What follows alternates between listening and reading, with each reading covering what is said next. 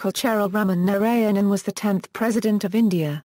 Born in Perumthanam, Uzhavoor village, in the princely state of Travancore, and after a brief stint with journalism and then studying political science at the London School of Economics with the assistance of a scholarship, Narayanan began his career in India as a member of the Indian Foreign Service in the Nehru administration.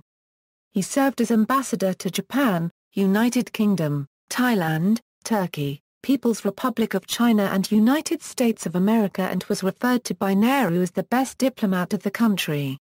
He entered politics at Indira Gandhi's request and won 3 successive general elections to the Lok Sabha and served as a Minister of State in the Union Cabinet under former Prime Minister Rajiv Gandhi. Elected as the 9th Vice President in 1992, Narayanan went on to become President in 1997. He was the first, and, so far, only, member of the Dalit community, to hold the post. Narayanan is regarded as an independent and assertive president who set several precedents and enlarged the scope of the highest constitutional office. He described himself as a working president, who worked within the 4 corners of the constitution. Something midway between an executive president, who has direct power, and a rubber-stamp president, who endorses government decisions without question or deliberation. He used his discretionary powers as a president and deviated from convention and precedent in many situations, including but not limited to the appointment of the Prime Minister in a hung parliament, in dismissing a state government and imposing President's rule at the suggestion of the Union Cabinet, and during the Kargil Conflict. He presided over the Golden Jubilee celebrations of Indian independence and in the country's general election of 1998 became the first Indian president to vote when in office, setting another new precedent. Kr Narayanan was born in a small thatched hut at Perumthanam, Uzhavoor, as the 4th of 7 children of Kocheril Raman Narayanan, a physician practicing the traditional Indian medical systems of Siddha and Ayurveda, and Panathura Vital Purpayama. His family was poor, but his father was respected for his medical acumen. He was born on February 4, 1921, but his uncle, who accompanied him on his first day in school, did not know his actual date of birth, and arbitrarily chose October 27, 1920 for the records. Narayanan later chose to let it remain official. Narayanan had his early schooling in Uzhavoor at the government lower primary school, Prumthanam, and Our Lady of Lourdes upper primary school, Uzhavoor. He walked to school for about 15 kilometers daily through paddy fields, and was often unable to pay the modest fees. He often listened to school lessons while standing outside the classroom, having been barred from attending because tuition fees were outstanding. The family lacked money to buy books and his elder brother Kr Narayanan, who was confined to home as he was suffering from asthma, used to borrow books from other students, copy them down, and give them to Narayanan. He matriculated from St. Mary's High School, Kuravilangad previously. He completed his intermediate at CMS College, Kottayam, aided by a scholarship from the Travancore royal family. Narayanan obtained his BA and MA in English literature from the University of Travancore, standing first in the university. With his family facing grave difficulties, he left for Delhi and worked for some time as a journalist with the Hindu and the Times of India. During this time he once interviewed Mahatma Gandhi in Bombay on his own volition. Narayanan then went to England and studied political science under Harold Laski at the London School of Economics. He also attended lectures by Karl Popper, Lionel Robbins, and Friedrich Hayek. He obtained the honours degree of BSc with a specialisation in political science, helped by a scholarship from J.R.D. Tata. During his years in London, he was active in the India League under V.K. Krishna Menon. He was also the London correspondent of the Social Welfare Weekly published by K.M. Munshi. He shared lodgings with K.N. Rajan Veerasamy Ringadu. Another close friend was Pierre Trudeau. Diplomat and academician, when Narayanan returned to India in 1948, Laski gave him a letter of introduction to Prime Minister Jawaharlal Nehru. Years later he narrated how he began his career in the public service. When I finished with LSE, Laski, of his own, gave me a letter of introduction for Panditji. On reaching Delhi I sought an appointment with the PM. I suppose, because I was an Indian student returning home from London, I was given a time slot. It was here in Parliament House that he met me. We talked for a few minutes about London and things like that, and I could soon see that it was time for me to leave. So I said goodbye, and as I left the room I handed over the letter from Lasky, and stepped out into the great circular corridor outside. When I was halfway round, I heard the sound of someone clapping from the direction I had just come. I turned to see Panditji Nehru beckoning me to come back. He had opened the letter as I left his room and read it. Nehru asked, "Why didn't you give this to me earlier?" And Kr replied, "Well, sir, I am sorry. I thought it would be enough if I just handed it over while leaving." After a few more questions, he asked me to see him again, and very soon I found myself entering the Indian Foreign Service. In 1949, he joined the Indian Foreign Service on Nehru's request. He worked as a diplomat in the embassies at Rangoon, Tokyo, London, Canberra, and Hanoi. He was the Indian ambassador to Thailand, Turkey, and the People's Republic of China. He taught at the Delhi School of Economics, and was Jawaharlal Nehru Fellow and Secretary to the Ministry of External Affairs. He retired in 1978. After his retirement, he served as the Vice-Chancellor of Jawaharlal Nehru University in New Delhi from January 3, 1979 to October 14, 1980. He would later describe this experience as the foundation for his public life. Subsequently he was called back from retirement to serve as Indian ambassador to the United States from 1980 to 84, under the Indira Gandhi administration. Narayanan's tenures as Indian ambassador to China, the first such high-level Indian diplomatic posting in that country after the 1962 Sino-Indian War, and to the USA where he helped arrange Ms. Gandhi's landmark 1982 visit to Washington during the Reagan presidency, helped mend India's strained relations with both these countries. Nehru, who had also been the Minister for External Affairs during his 16 years as PM, held that Kr Narayanan was the best diplomat of the country. 1955, family. While working in Rangoon, Burma, Kr Narayanan met Ma Tint, whom he later married in Delhi on June 8, 1951. Ma Tint was active in the YWCA, and on hearing that Narayanan was a student of Lasky, approached him to speak on political freedom before her circle of acquaintances. Their marriage needed a special dispensation from Nehru per Indian law, because Narayanan was in the IFS and she was a foreigner. Ma Tint adopted the Indian name Usha and became an Indian citizen. Usha Narayanan worked on several social welfare programs for women and children in India and had completed her Masters in Social Work from Delhi School of Social Work. She also translated and published several Burmese short stories. A collection of translated stories by Thinpay Myint, titled Sweet and Sour, appeared in 1998. She is the only woman of foreign origin to have become the First Lady. They have two daughters, Ms. Chitra Narayanan and Amrita. Parliamentarian, Union Minister and Vice President, Narayanan entered politics at the request of Indira Gandhi and won 3 successive general elections to the Lok Sabha in 1984, 1989, and 1991, as a representative of the Ottapalam constituency in Palakkad, Kerala, on an Congress ticket. He was a Minister of State in the Union Cabinet under Rajiv Gandhi, holding the portfolios of Planning, External Affairs, and Science and Technology. As a Member of Parliament, he resisted international pressure to tighten patent controls in India. He sat in the opposition benches when the Congress was voted out of power during 1989–91. Narayanan was not included in the cabinet when the Congress returned to power in 1991. K. Karunakarn, Congress Chief Minister of Kerala, a political adversary of his, informed Narayanan that he was not made a minister because of him being a communist fellow traveller. He did not, however, respond when Narayanan pointed out that he had defeated communist candidates in all 3 elections. Kr Narayanan was elected as the Vice President of India on August 21, 1992, under the presidency of Shankar Dayal Sharma. His name had been proposed initially by VP Singh, former Prime Minister and the then leader of the Janata Dal parliamentary party. The Janata Dal and the Left Front had jointly declared him as their candidate, and this had later garnered support from the Congress under P.V. Narasimha Rao, leading to a unanimous decision on his election. On his relationship with the Left Front, Narayanan later clarified that he was neither a devotee nor a blind opponent of communism. They had known of his ideological differences, but had supported him as vice president because of special political circumstances that prevailed in the country.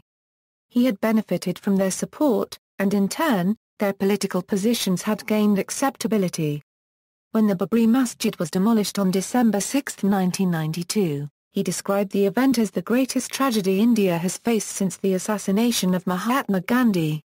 Presidency: Kr Narayanan was elected to the Presidency of India with 95% of the votes in the Electoral College, as a result of the presidential poll on July 14.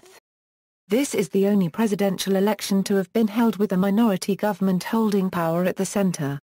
TN Session was the sole opposing candidate, and all major parties save the Shiv Sena supported his candidature, while Session alleged that Narayanan had been elected solely for being a Dalit. He was sworn in as the President of India by Chief Justice J.S. Verma in the Central Hall of Parliament. In his inaugural address, he said that the nation has found a consensus for its highest office in someone who has sprung from the grassroots of our society and grown up in the dust and heat of this sacred land is symbolic of the fact that the concerns of the common man have now moved to the center stage of our social and political life. It is this larger significance of my election rather than any personal sense of honor that makes me rejoice on this occasion. Golden Jubilee of Independence. The principal event of the Golden Jubilee of Indian Independence was President Kr Narayanan's midnight address to the nation during the special session of Parliament convened on the night of August 14. In this address, he identified the establishment of a democratic system of government and politics to be the greatest achievement of India since independence. The following morning, Prime Minister Rajiv, addressing the nation from the ramparts of the Red Fort, said, "When Gandhiji dreamt of India's future, he had said that the country will attain the real freedom only on the day when a Dalit would become the president of this country. This is our great fortune that today on the eve of Golden Jubilee of Independence, we have been able to fulfill this dream of Gandhiji. In the person of Shri Kr Narayanan we have been able to fulfill the dream of Gandhiji. Our president, of whom the whole country is proud of, is from a very poor and downtrodden family, and today he has endowed the Rashtrapati Bhavan with a new pride and respect. It is a matter of further happiness that the president has a very high place among the intellectuals of this country. This is a feather in the cap of our democracy that the backward sections of the society today are attaining their rightful place in society. All the countrymen today, whether they are from minorities, scheduled castes, Dalits, or scheduled tribes, Adivasis, are working unitedly for the development of the country. Participation in the elections. In the general elections of 1998, Kr Narayanan became the first sitting president to vote, casting his vote at a polling booth in a school within the Rashtrapati Bhavan complex after standing in a queue like an ordinary citizen. He insisted on casting his vote, despite the departure from precedent being pointed out to him. Narayanan sought to change what was a long-standing practice of Indian presidents not voting during general elections. He also exercised his franchise as president in the 1999 general elections. Golden Jubilee of the Republic. President Kr Narayanan's address to the nation on the Golden Jubilee of the Indian Republic is considered a landmark. It was the first time a president attempted to analyze, with due concern for growing disparities, the several ways in which the country had failed to provide economic justice to the Indian people, particularly the rural and agrarian population. He also stated that discontent was breeding and frustrations erupting in violence among the deprived sections of society. In his address to Parliament later that day, he praised the work of B. R. Ambedkar on the Indian Constitution and cautioned against attempts to change its basic structure, concurring with Ambedkar's preference for accountability and responsibility over the stability of the government. He reiterated this in stronger terms in his next Republic Day address.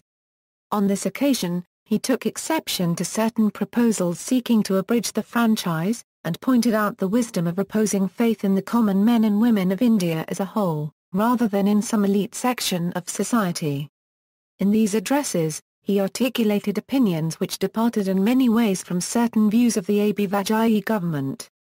Exercise of presidential discretion. President Narayanan introduced the important practice of explaining to the nation the thinking that led to the various decisions he took while exercising his discretionary powers. This has led to openness and transparency in the functioning of the President. Appointment of the Prime Minister and dissolution of Parliament. During his presidency, Narayanan dissolved the Lok Sabha twice after determining through consultations across the political spectrum that no one was in a position to secure the confidence of the House. Congress President Sitram Kesri withdrew his party's support of the Kargil government and staked his claim to form the government on November 28, 1997. Kargil advised Narayanan of the dissolution of the Lok Sabha. President Narayanan determined that no one would be able to secure a majority in the Lok Sabha and accepted Kargil's advice.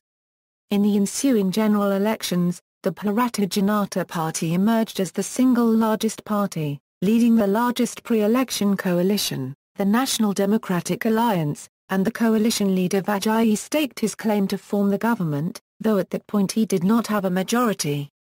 Narayanan asked Vajpayee to furnish letters of support to demonstrate the NDA's ability to secure a majority. Vajpayee was able to meet this demand after support for the NDA grew, and subsequently he was appointed Prime Minister on the condition that a vote of confidence be secured within 10 days. One of the coalition partners supporting the minority government wrote a letter to the President withdrawing support on April 14, 1999, and Narayanan advised Vajpayee to seek a vote of confidence in the Lok Sabha. This motion was defeated. Both Vajpayee and the leader of the opposition, Congress President Sonia Gandhi, then staked claims to form the government. Narayanan asked the NDA and the Congress Party to show proof of support since the loss of the confidence vote. When evidence from neither party was forthcoming, Narayanan informed the Prime Minister that fresh elections seemed to be the only way to resolve the crisis in governance. The Lok Sabha was then dissolved at Vajpayee's advice in a straightforward manner. In these decisions, President Narayanan set a new precedent concerning the appointment of a Prime Minister. If no party or pre-election coalition had a majority, then a person would be appointed Prime Minister only if he was able to convince the President of his ability to secure the confidence of the House. In doing so, he diverged from the actions of his predecessors who had been faced with the task of appointing a Prime Minister from a hung parliament. Presidents N. Sanjeeva Reddy, R. Venkataraman, and Shankar Dayal Sharma. The latter two had followed the practice of inviting the leader of the single largest party or pre-election coalition to form the government without investigating their ability to secure the confidence of the House. Imposition of President's rule. President Narayanan returned for reconsideration the advices from the Union Cabinet to impose President's rule in a state, in accordance with Article 356, in two instances, one from the Kargil government seeking to dismiss the Kalyan Singh government in Uttar Pradesh, and the other from the Vajpayee government seeking to dismiss the Rabri Devi government in Bihar. In both instances, he cited the Supreme Court judgment of 1994 on S.R. Bomai v. Union of India and exercised his discretion. In both cases, the Cabinet honoured the President's reservations. These remain the only occasions when a President urged such a reconsideration, and has set an important precedent concerning federalism and the rights of state governments. Kargil Conflict. A military conflict was developed in Kargil on the line of control with Pakistan in May 1999. The Vajpayee government had lost a no-confidence vote in Lok Sabha earlier that year and the opposition failed to form the next government. The Lok Sabha had been dissolved and a caretaker government was in office. This caused a problem with democratic accountability, as every major government decision is expected to be discussed, deliberated and consented by the parliament. Narayanan suggested to Vajpayee that the Rajya Sabha be convened to discuss the conflict, as demanded by several opposition parties, though there was no precedent of convening the Rajya Sabha in isolation during an interregnum. Further, Narayanan was briefed by the chiefs of the three arms of the Indian Armed Forces on the conduct of the conflict. His Republic Day address next year began by paying homage to the soldiers who had died defending the nation. Concern for social and economic justice. President Narayanan in his speeches consistently sought to remind the nation of its duties and obligations towards the Dalits and Adivasis, the minorities, and the poor and downtrodden. He called the nation's attention to various recalcitrant social ills and evils, such as atrocities against women and children, caste discrimination and the ingrained attitudes it nurtured, abuse of the environment and public utilities, corruption and lack of accountability in the delivery of public services, religious fundamentalism, advertisement-driven consumerism, and flouting of human rights, and lamented the absence of public concern, political debate, and civic action to address them. Drawing from the experiences of his own home state Kerala, he pointed out that education was at the root of human and economic development. He hoped that the establishment would not fear the awakening of the masses through education, and spoke of the need to have faith in the people. President Narayanan spoke on various occasions on the condition of the Dalits, Adivasis, and other backward sections of society, and the various iniquities they faced, such as denial of civic amenities, ostracism, harassment and violence, and displacement by ill-conceived development projects. He felt that the policy of reservations for the backward sections in education and the public sector had remained unfulfilled due to administrative distortions and narrow interpretations, and needed to be implemented with renewed vigor and sincerity. Apprehensive of what he described as a counter-revolution among some privileged sections seeking to reverse progressive policies, he reminded the nation that these benefits were not charity, but had been provided by way of human rights and social justice to sections constituting a large portion of the population and contributing to the economy as landless agricultural laborers and industrial workers. In his 2002 Republic Day address, he drew attention to the Bhopal Declaration on the Dalit and Adivasi agenda for the 21st century and spoke of the necessity of the private sector adopting policies to promote equitable representation of the backward sections in their enterprises. In a governmental note on higher judicial appointments, he observed that eligible persons from the backward sections were available and that their under-representation or non-representation was not justifiable. K.G. Balakrishnan, a Dalit, was elevated to the Supreme Court, the fourth such instance, and the only one since 1989. He felt that Ambedkar's exhortation to educate, organize, agitate continued to be relevant. With the Dalits forming a quarter of the population in a democracy with universal adult franchise, he felt that the ultimate destiny of the backward sections lay in the hands of the backward sections themselves, organized socially and politically. When the Australian missionary and social worker Graham Staines and his two minor sons were burned alive, President Narayanan condemned it as a barbarous crime belonging to the world's inventory of black deeds. Towards the end of his presidency, communal riots broke out in Gujarat.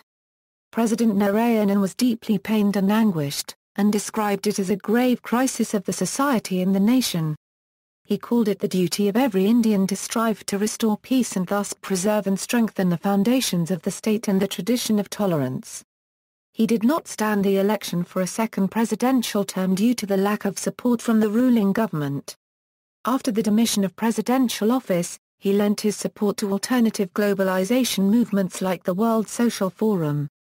After he had left the presidency, and after the Vajpayee government had been voted out of power in the general elections of May 2004, in an interview on the third anniversary of the riots, he said, "There was governmental and administrative support for the communal riots in Gujarat. I gave several letters to Prime Minister Vajpayee in this regard on this issue. I met him personally and talked to him directly. But Vajpayee did not do anything effective. I requested him to send the army to Gujarat and suppress the riots. The military was sent, but they were not given powers to shoot. If the military was given powers to shoot at the perpetrators of violence, recurrence of tragedies in Gujarat could have been avoided. However, both the state, the Narendra Modi government, and central government did not do so. I feel there was a conspiracy involving the state and central governments behind the Gujarat riots." He also stated that constitutional limits on his powers had prevented him from doing anything further. Throughout his presidency, Narayanan adopted the policy of not visiting places of worship or godmen-godwomen. He is the only president to have followed this practice. Demission of office. As Narayanan's tenure neared its end, various sections of public opinion looked forward to a second term of his presidency.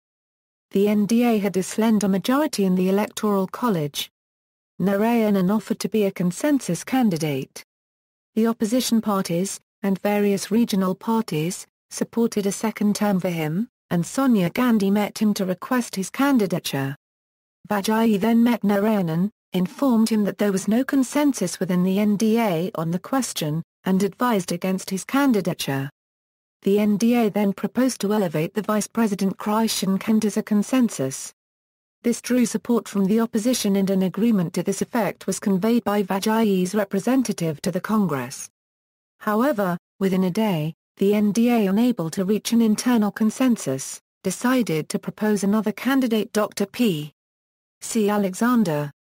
Alexander's candidature drew disapproval of the opposition parties. The opposition parties approached Narayanan and renewed their request to seek a second term. The NDA then put forth the third candidate, Abdul Kalam, as their official choice, without seeking consensus. One opposition party dissipated the unity of the opposition by supporting this proposal. Narayanan opted himself out from a contest at this point. When asked about these events later, Narayanan accused the BJP of scuttling a second term of his presidency. In his farewell address to the nation, Kr Narayanan set his hopes for social action and progress on the service of the nation by its youth. He reflected on his varied experiences of the essential goodness and wisdom of the Indian people, recalling how he had grown up in Uzhavoor among adherents of several religions, how religious tolerance and harmony had prevailed, how upper caste Hindus and well-off Christians had helped him in his early studies, and how upper caste Hindus as well as Christians and Muslims had worked together enthusiastically for his election campaigns in Kottayam. He said that the credibility and endurance of India's unity and democracy are founded on its tradition of tolerance, and spoke of the need for Hindus, who form the majority, to express the traditional spirit of their religion. Reflecting on his presidency, Kr Narayanan said, "As the President of India, I had lots of experiences that were full of pain and helplessness. There were occasions when I could do nothing for people and for the nation. These experiences have pained me a lot. They have depressed me a lot.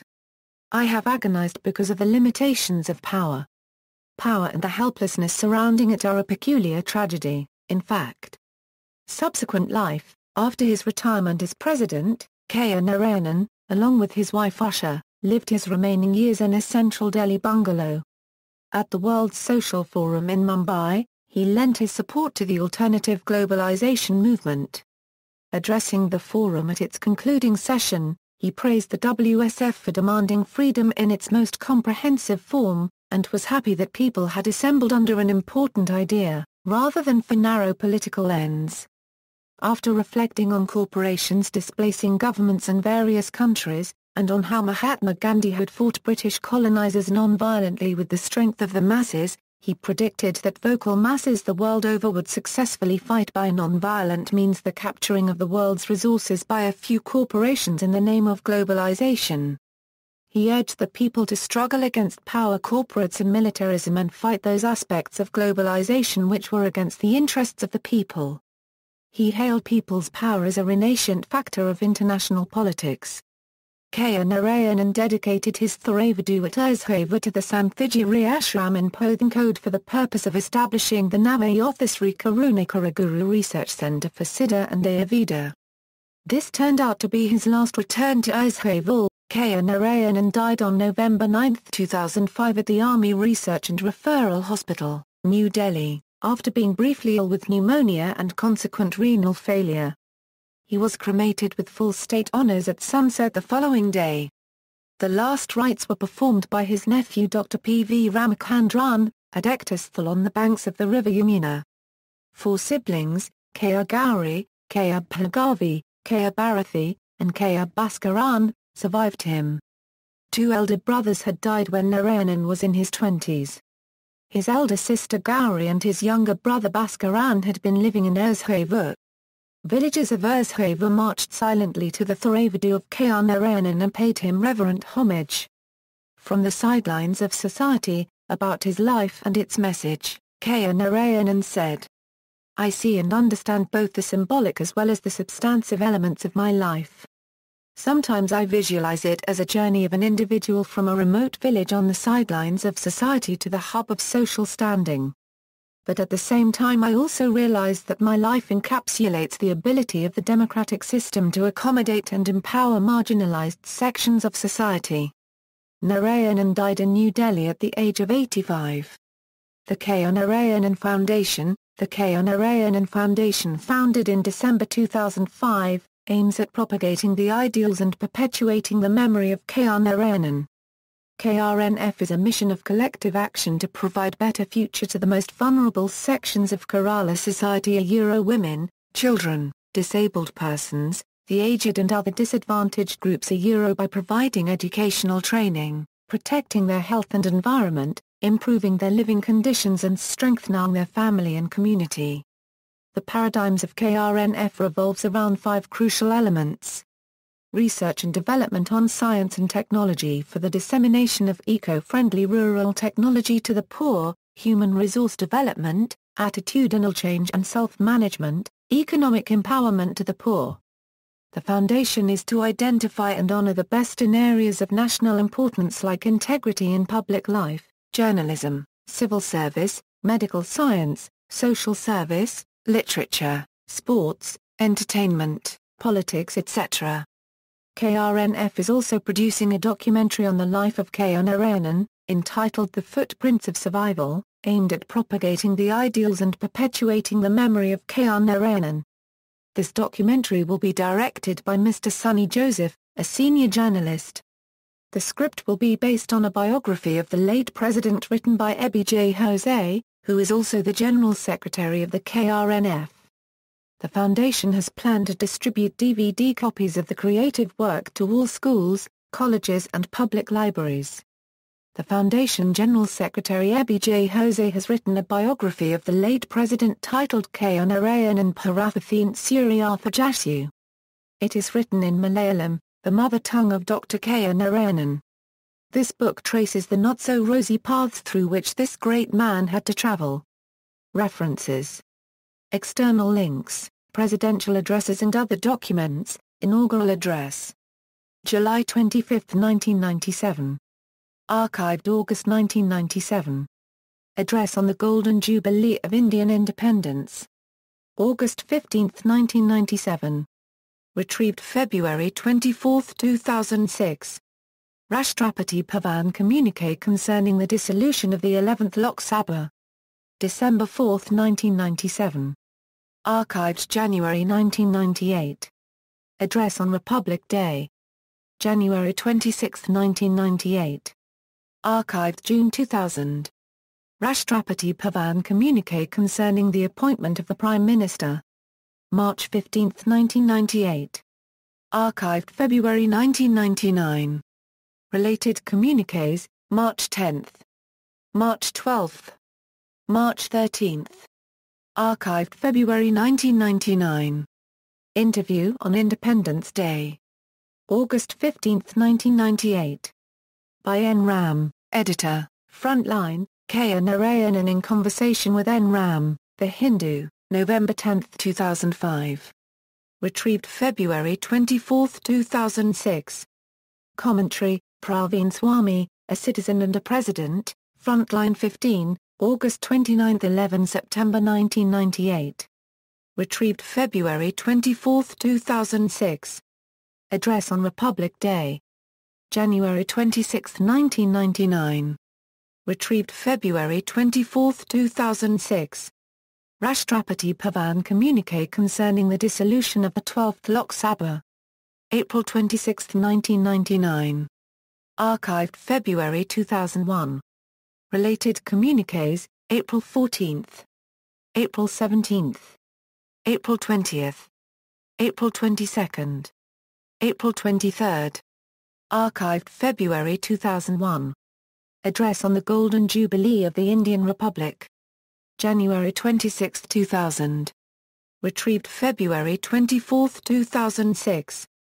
Commentary, P. Saranath, Iron in the Soul, Decay in the Brain, Frontline 17, 5th to 18th February 2000. Retrieved February 24, 2006.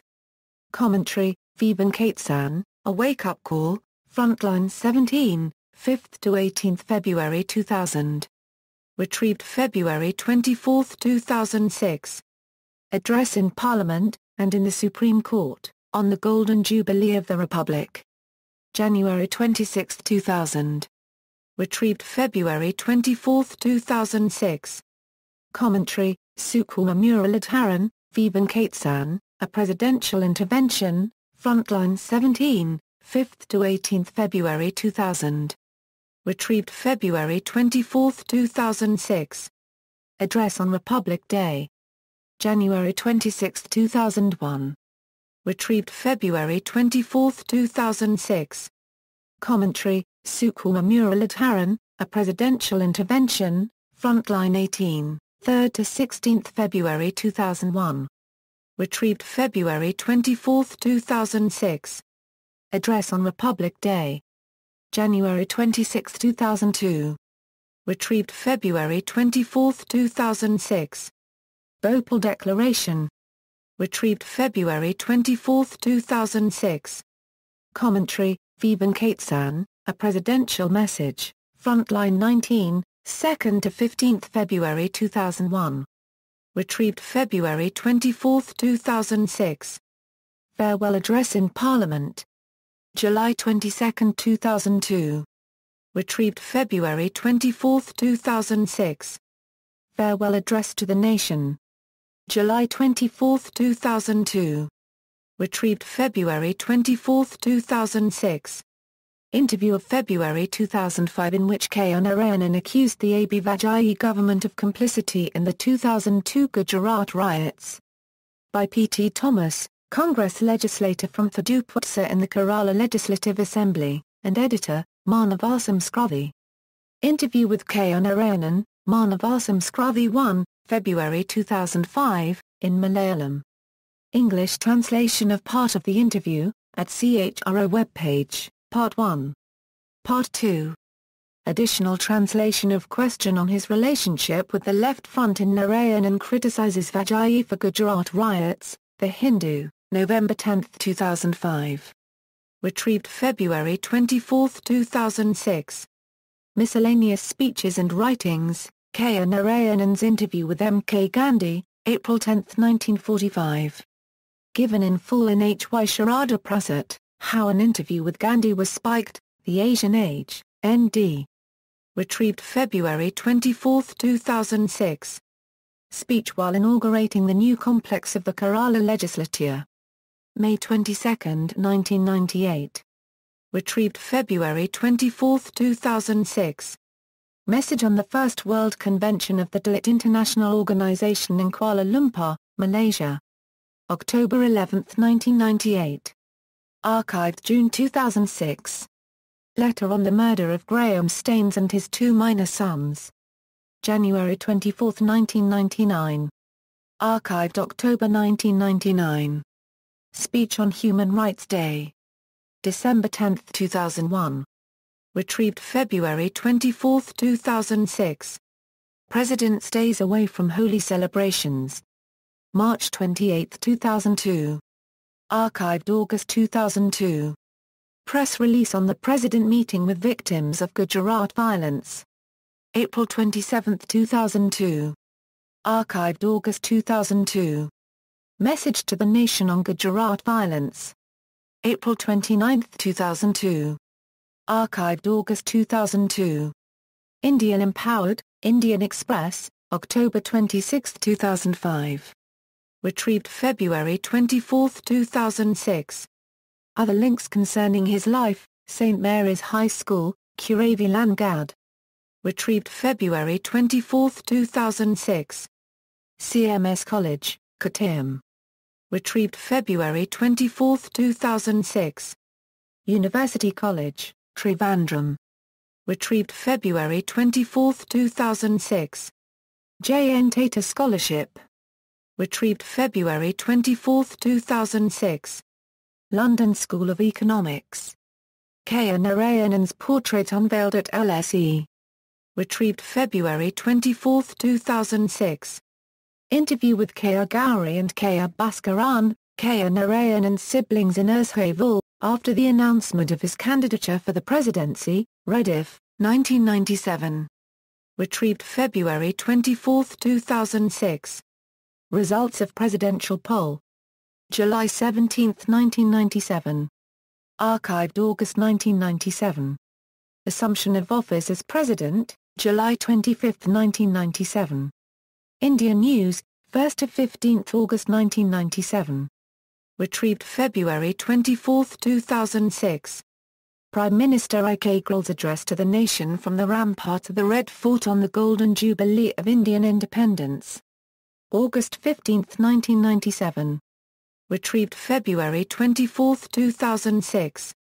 Biography at Rashtrapati Bhavan during President Kr Narayanan's term in office. Biography of First Lady Usha Narayanan. Archived February 2002. Navayothasri Karunakara Guru Research Centre for Siddha and Ayurveda. Retrieved February 24, 2006.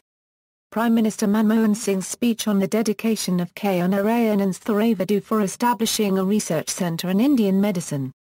February 15, 2005.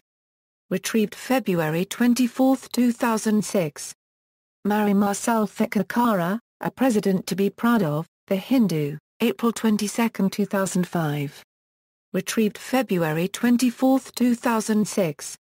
Commentary, Marimar Sulfikakara, Insight into the Person, The Hindu, November 11, 2005. Retrieved February 24, 2006. Commentary by journalists, Ambarish K. Diwanji, The Importance of a Dalit President, Rediff, July 1997. Retrieved February 24, 2006. Praveen Swami, From Demon to God, Frontline 14, 1 to 14 November 1997. Retrieved February 24, 2006. Cites the report, Dalit Hindu or Christian. Rediff, 1997. Retrieved February 24, 2006. Ajay Singh, MAN of his time, SEA Week, November 14, 1997. Retrieved March 18, 2006. Venkatesh Ramakrishnan, Praveen Swami, A Crisis Diffused, Frontline 14, 1 to 14 November 1997. Retrieved February 24, 2006. Sukumar Muralidharan, A Role for the President, Frontline 15, 7 to 20 March 1998. Retrieved February 24, 2006. Praveen Swami, Sujamaholingam, The BJP's Bahor Fiasco, Frontline 15, 10 to 23 October 1998. Retrieved February 24, 2006. Sukumar Muralidharan, Wanted Intervention, Phony Controversy, Frontline 16, January 30, 12 February 1999. Retrieved February 24, 2006. V.K. Madhavan Kutty, Behind the Leak, Frontline 16, January 30, 12 February 1999. Retrieved February 24, 2006. Viban Katesan, Political Echoes, Frontline 16, 17 to 30 July 1999. Retrieved February 24, 2006. Praveen Swami, A New Chief for the Army, Frontline 20, 18 to 31 January 2003. Retrieved February 24, 2006. Purnima Estrapathy, Sukumar Muralidharan, Elusive Consensus, Frontline 19, 8 to 21 June 2002. Retrieved February 24, 2006. Viban Katesan, The Political Dynamics, Frontline 19, June 5, 22 July 2002. Retrieved February 24, 2006. A.G. Noorani, The Indian Presidency, Frontline 19, June 5, 22 July 2002. Retrieved February 24, 2006, Sukumar Muralidharan, Distinction and Dignity, An Assessment of Kr Narayanan's Eventful Presidential Tenure, Frontline 19, 3 to 16 August 2002. Retrieved February 24, 2006. A.G. Noorani, The Legacy of a President, Rediff, July 23, 2002. Retrieved February 24, 2006. Sairi Anand, Caste, Religion, and the Indian Presidency, Himal, July 2002. Retrieved February 24, 2006. Obituaries and Reminiscences, Editorial of The Hindu, A Salute to Citizen Narayanan, The Hindu, November 10, 2005. Retrieved February 24, 2006. Gopalkrishna Gandhi, Kr at the High Table, The Hindu, November 12, 2005. Retrieved February 24, 2006. Gopalkrishna Gandhi, A Remarkable Life Story, Frontline 22, 5th to 18th November 2005. Retrieved February 24, 2006. Chandraban Prasad, Losing a Mentor, The Pioneer, November 13, 2005. Retrieved February 24, 2006. Venkatesh Ramakrishnan, Citizen President, Frontline 22, 5th to 18th November 2005. Retrieved February 24, 2006. V.B. Rawat, A Tribute to Kr Narayanan, Countercurrents, November 15, 2005. Retrieved February 24, 2006. P. Saranath, Compassion at the Top, The Hindu, November 11, 2005. Retrieved February 24, 2006. Manmohan Singh, Condolence Message, November 9, 2005. Retrieved February 24, 2006. Biographies, Sitaram Sharma, Kr Narayanan, Just the President of India, Sublime Publications, 1998. ISBN 8185809232. Darshan Singh, Kr Narayanan, A Journey from Uzhavoor to Rasina Hills, United Children's Movement, 1999. Ebi J. Jose, Kr Narayanan Parathathint Suryarthajashu, It is Written in Malayalam, in the Mother Tongue of Dr. Kr Narayanan, published by Jeevan Books, Perananganam, 2006. Further reading, books by Kr Narayanan, Nehru and His Vision, DC Books, Kottayam, 1999. ISBN 8126400390, India and America, Essays in Understanding, 2nd edition, Asia Book Corporation of America, 1998. ISBN 999764137-X, Images and Insights, DC Books, Kottayam. Non-Alignment in Contemporary International Relations, Speeches and Writings by Kr Narayanan, Nehru Memorial Lecture, Nehru's Vision of India and the World, Then and Now. November 13, 1997. Archived June 2000. Message on the death of EMS Namboodiripad. March 19, 1998. Archived May 1999. Message to Nelson Mandela on his 80th birthday.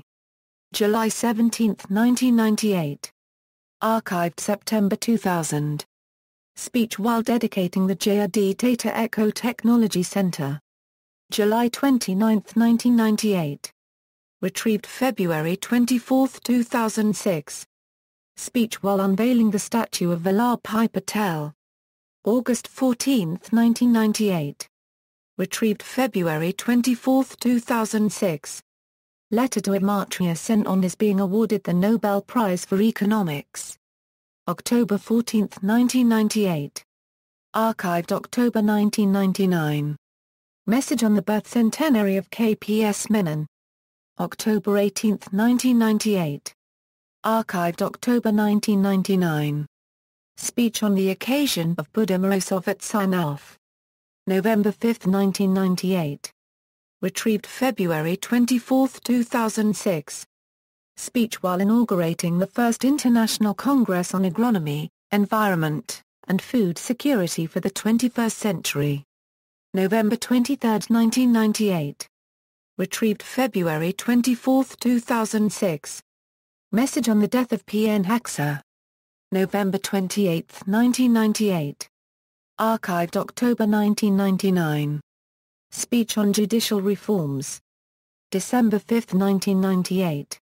Retrieved February 24, 2006. Speech on the birth centenary of Field Marshal K.M. Cariappa. June 5, 1999. Retrieved February 24, 2006. Speech at the All India Urdu Editors Conference. July 29, 1999. Retrieved February 24, 2006. Speech while accepting credentials from the Vatican Nuncio to India. August 30, 1999. Retrieved February 24, 2006. Speech on the Golden Jubilee of Hindi as the official language of India. September 14, 1999. Retrieved February 24, 2006. Message to Jiang Zemin on the occasion of the Golden Jubilee of the People's Republic of China. September 30, 1999. Archived August 2000. Speech while unveiling the bust of Rajendra Prasad. December 3, 1999. Retrieved February 24, 2006. Message on the death of Shankar Dayal Sharma. December 26, 1999. Archived April 2001. Banquet speech on the visit of Bill Clinton. March 21, 2000. Retrieved February 24, 2006. Address at Peking University. May 30, 2000. Retrieved February 24, 2006. Tribute to Pierre Trudeau. September 28, 2000. Retrieved February 24, 2006. Banquet speech on the visit of Vladimir Putin. October 3, 2000. Retrieved February 24, 2006. Commentary by journalists, Praveen Swami, Protecting Secularism and Federal Fair Play, Frontline 14, 1st to 14th November 1997. Retrieved February 24, 2006. A.G. Noorani, The BJP in the Bomai Case, Frontline 14, November 29, 12 December 1997. Retrieved February 24, 2006. Siri Avan Anand, Untouchability is no internal matter. Retrieved February 24, 2006. Vibhan Kaitsan, Judiciary and Social Justice, Frontline 17, 14th to 27th October 2000. Retrieved February 24, 2006.